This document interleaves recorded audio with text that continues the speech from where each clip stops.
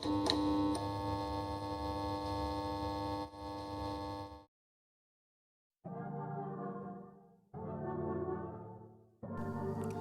Sobat Kastra.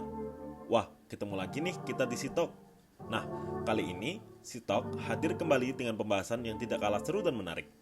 Kira-kira, apa ya pembahasan Sitok kali ini? Ya, seperti yang sudah teman-teman lihat di judul video, pembahasan Sitok kali ini yaitu self-care. Tanpa berlama-lama lagi, kita langsung mulai ke pembahasannya yuk. Teman-teman tahu nggak ya, kira-kira self-care itu apa sih?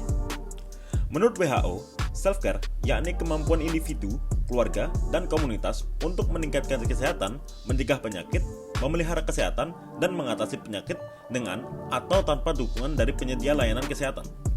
Dari definisi tersebut, dapat diartikan bahwa self-care mencakup segala sesuatu yang berkaitan dengan upaya untuk tetap sehat secara fisik, termasuk menjaga kesehatan diri, memenuhi nutrisi yang diperlukan tubuh, dan mencari perawatan medis bila diperlukan. Nah, semua itu bisa dilakukan untuk mengelola stres atau tekanan dalam hidup dan menjaga kesehatan dan kesejahteraannya sendiri. Lebih jelas lagi, self-care adalah suatu konsep yang mencakup tindakan-tindakan untuk menjaga dan meningkatkan kesejahteraan fisik, mental, serta emosional seseorang. Self-care melibatkan perhatian dan perawatan terhadap kebutuhan diri sendiri, baik secara fisik maupun mental. Self-care sendiri sebenarnya berkisar pada merawat dan memaksimalkan 4 sumber energi kita, yaitu makanan yang kita makan, tidur kita, nafas kita dalam tingkat aktivitas fisik, dan kondisi pikiran kita. Menurut para ahli, apabila kita berhasil merawat dan mengintegrasikan 4 hal tersebut, kita mampu menghubungkan dan menyegarkan diri kembali, pikiran, tubuh, dan jiwa kita loh. Selain itu, dalam artikel lainnya juga disebutkan bahwa terdapat 7 pilar dalam self-care, antara lain mental, emosional, physical, environmental, spiritual, rekreasional, dan sosial. Nah, udah lengkap kan penjelasan mengenai self-care? Sekarang kita lanjut ke pembahasan selanjutnya yuk. Setelah mengetahui definisi dari self-care, kira-kira apa saja sih manfaat self-care untuk meningkatkan kualitas hidup? Menurut The National Institute of Mental Health, mempraktikkan self-care dapat membantu seseorang mengelola stres, menurunkan risiko terkena penyakit, termasuk meningkatkan energi. Self-care juga bermanfaat bagi kesejahteraan dan kualitas hidup individu, serta self-care dapat mengisi ulang tenaga, mencegah terjadinya burnout dan stres. Self-care juga dapat membantu dan mengelola stres loh. Juga menerapkan self-care setiap hari dapat membantu menjadi pelindung kita untuk bertahan hidup dan berkembang. Self-care berbeda bentuk pada setiap orang yang menjalaninya dan harus disesuaikan dengan keadaan dan kebutuhan individu. Berikut merupakan contoh bentuk self-care yang dapat diterapkan dalam kehidupan sehari-hari. Antara lain, yang pertama, tidur yang cukup dan berkualitas. Yang kedua, makan makanan yang bergizi dan seimbang. Yang ketiga, rutin melakukan olahraga dan mengurangi hal-hal yang berisiko menimbulkan penyakit seperti merokok. Yang keempat, menjaga kebersihan dan melakukan perawatan diri. Yang kelima, tidak mengabaikan dan melakukan perawatan spiritual pada diri. Yang keenam, menghindari melakukan isolasi diri dan memulai membangun hubungan yang bermakna dan menyenangkan dengan keluarga dan teman. Dan yang terakhir adalah beristirahat dari segala pekerjaan yang dilakukan dengan melakukan kegiatan yang positif dan menyenangkan seperti melaksanakan hobi. Setelah kita mengetahui apa itu self-care, manfaatnya, dan contoh-contohnya, ada bagusnya kita harus tahu dulu nggak sih kenapa kita harus melakukan self-care? Nah, self-care ini tidak boleh dipandang sebagai sesuatu yang seharusnya hanya menjadi hadiah yang bisa diperoleh setelah tugas-tugas kalian selesai. Self-care bukanlah hal yang egois dan membuang-buang waktu. Self-care ini merupakan komponen yang penting untuk mencegah kelelahan dan gangguan kesehatan. Kurangnya perawatan diri dapat menyebabkan kelelahan dan keluhan terkait stres. Nah, teman-teman tidak mau kan kalau sampai memiliki keluhan stres? Maka dari itu, kalian sebisa mungkin harus melakukan perawatan diri setiap hari. Karena itu dapat berfungsi untuk melindungi energi yang kita butuhkan untuk bertahan, hidup, dan berkembang. Perawatan diri sangat membantu kita dalam mengelola stres dan menjalani kehidupan yang pastinya lebih baik, teman-teman. Setelah membahas kenapa kita harus melakukan self-care, kalian tahu nggak sih bahwa self-care juga berhubungan dengan mental health?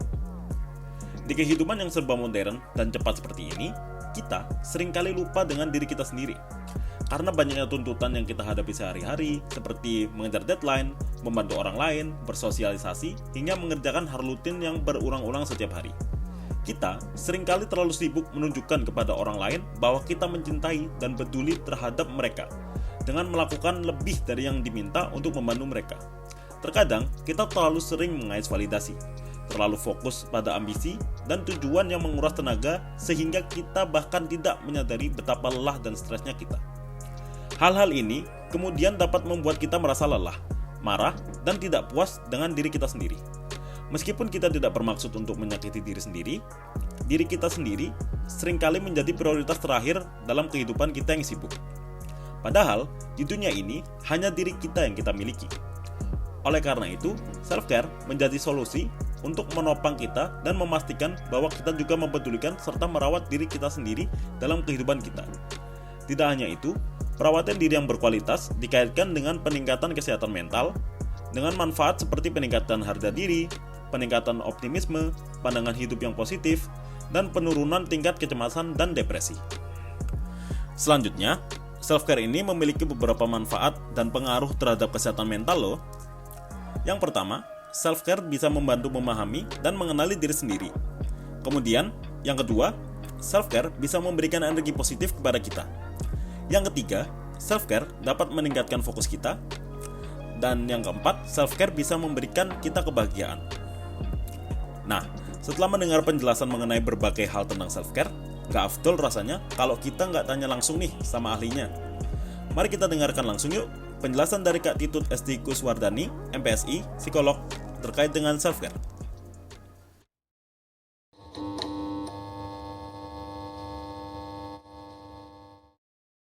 Kenalkan, nama saya Titut Esti Kuswardani. Kamu boleh panggil aku Mbak atau Kak Titut aja.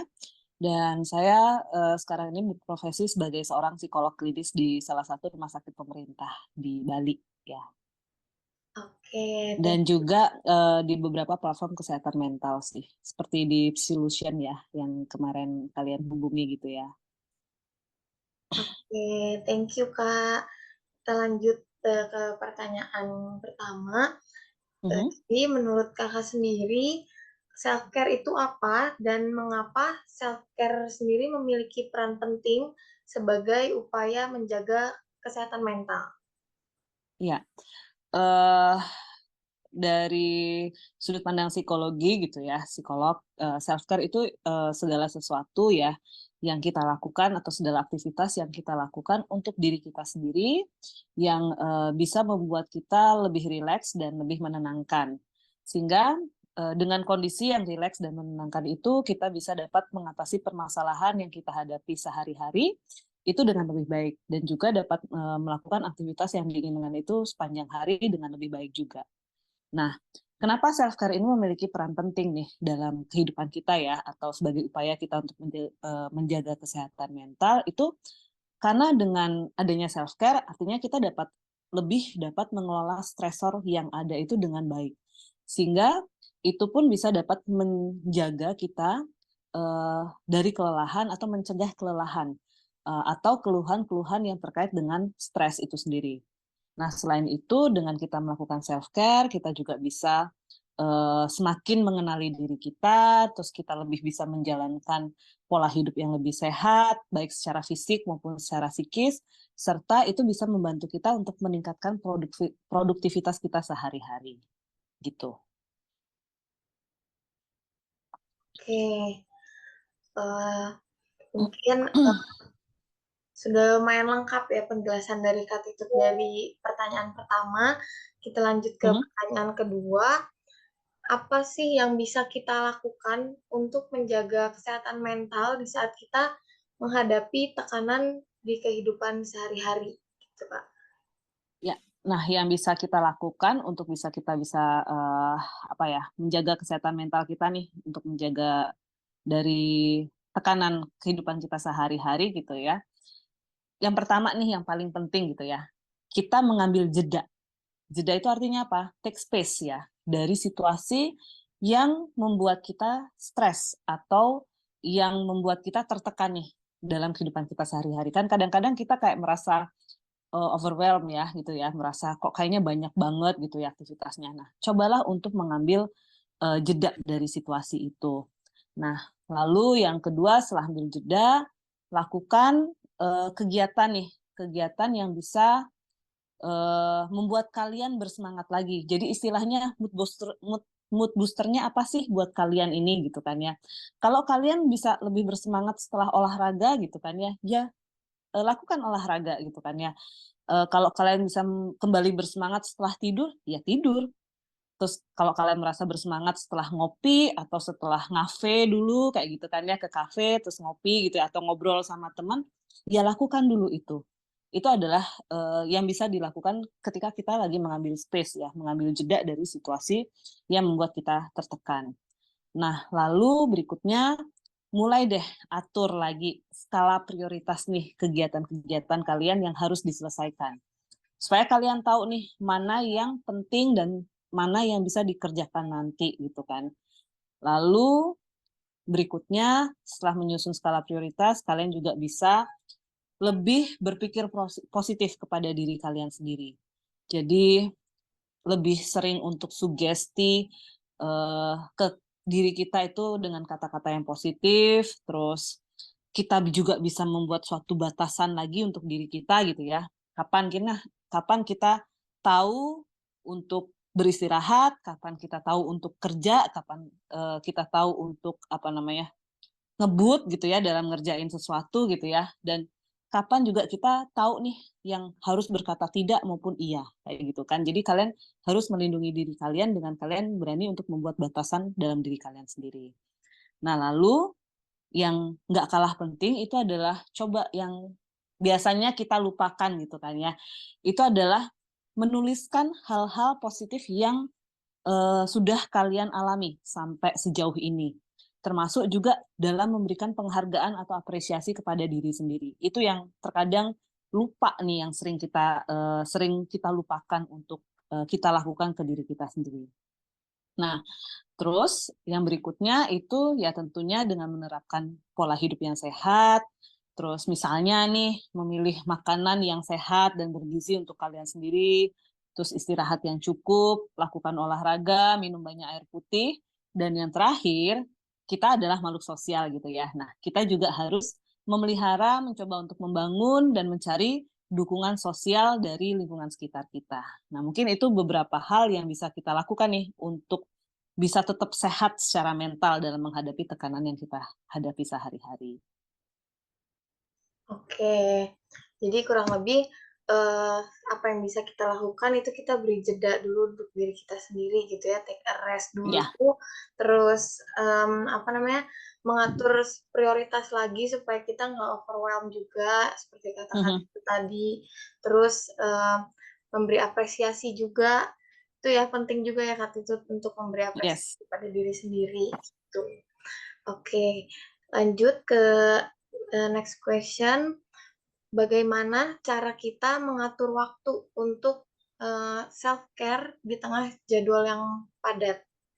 Nah, ini ya, jadi kadang-kadang kita terlalu sibuk nih. Aduh, banyak sekali kegiatannya gitu kan ya. Jadi lupa untuk self-care gitu ya. Yang pertama nih yang harus kalian lakukan adalah membuat plan ya.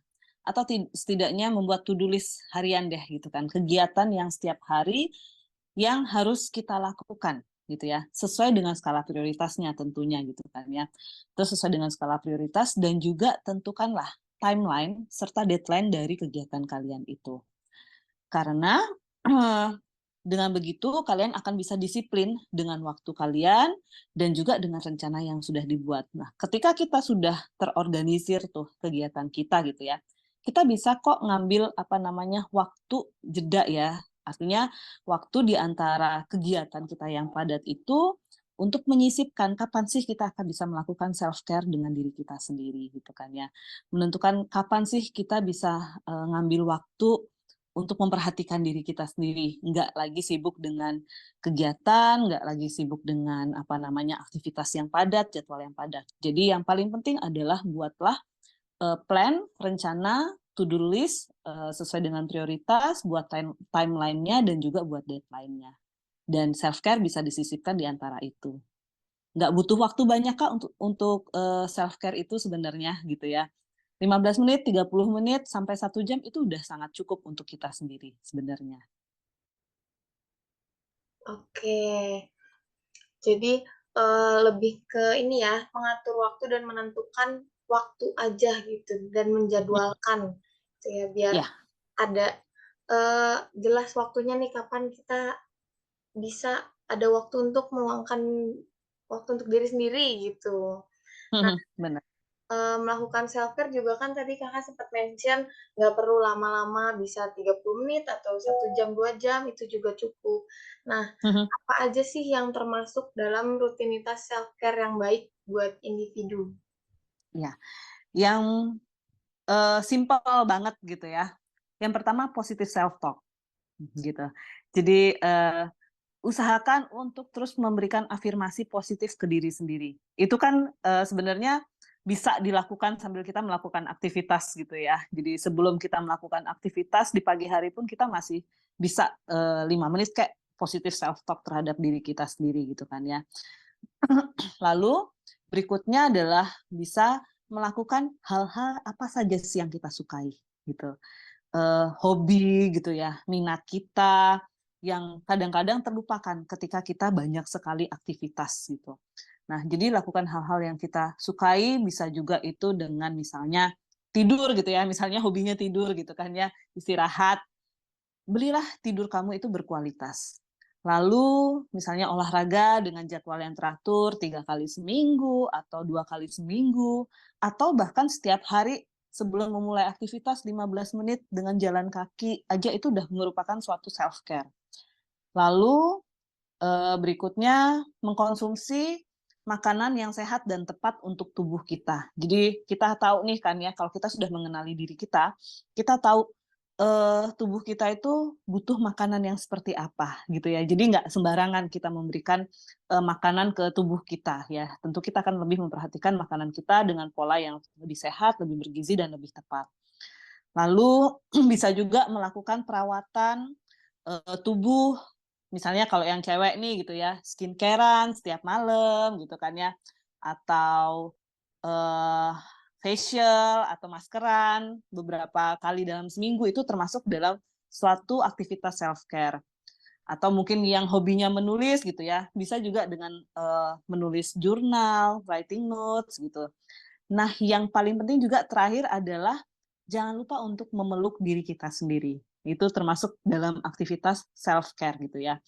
Dengan memeluk kayak gini aja kita udah kayak merasa bahwa diri kita adalah ada untuk diri kita sendiri.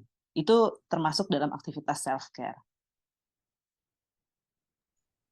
Oke, dari aktivitas-aktivitas yang udah Kak Titut sebutin lumayan banyak ya, dan itu cukup simpel Kak sebenarnya ya kan?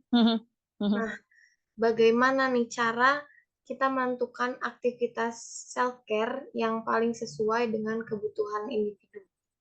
Nah, sebenarnya tidak ada pakem ya, tidak ada cara yang pasti nih untuk kita bisa menentukan apa sih aktivitas self-care apa sih yang paling sesuai dengan kebutuhan tiap individu. Karena tiap individu itu kan berbeda-beda gitu kan ya.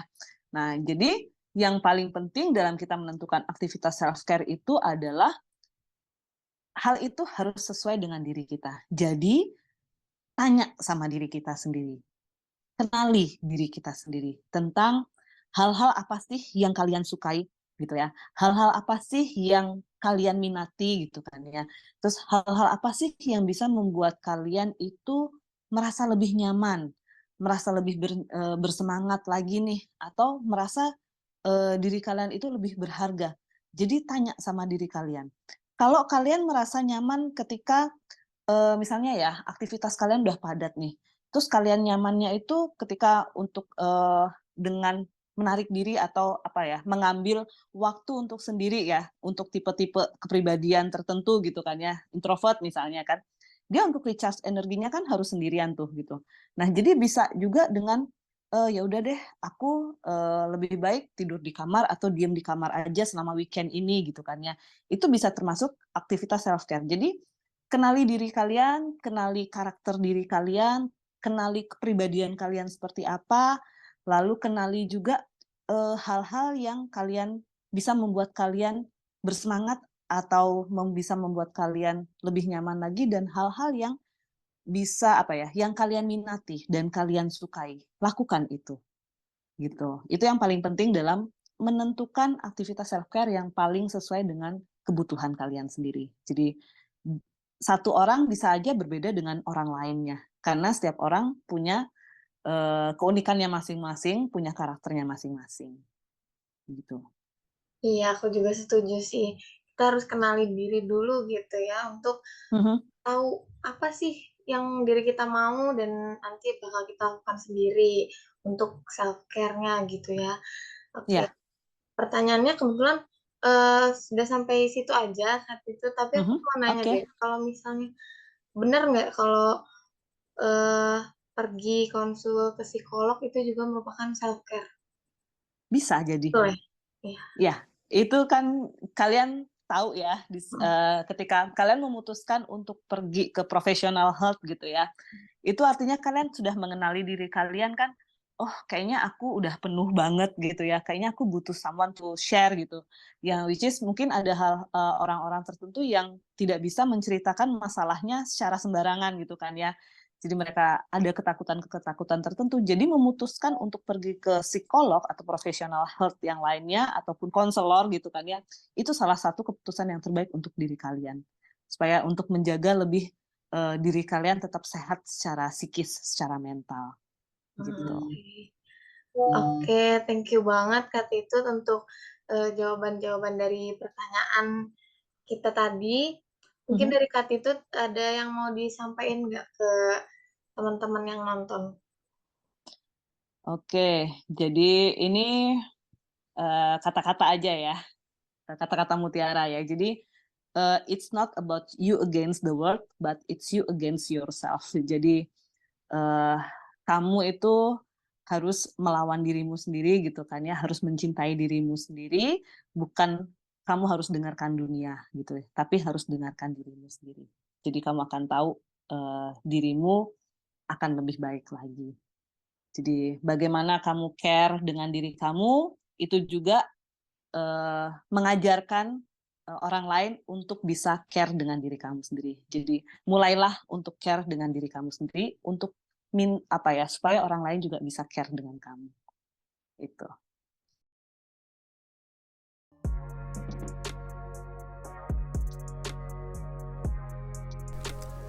Oke teman-teman, segitu dulu nih penjelasan dari aku dan Kak Titut SC mengenai self-care ini. Sampai ketemu di Talk selanjutnya.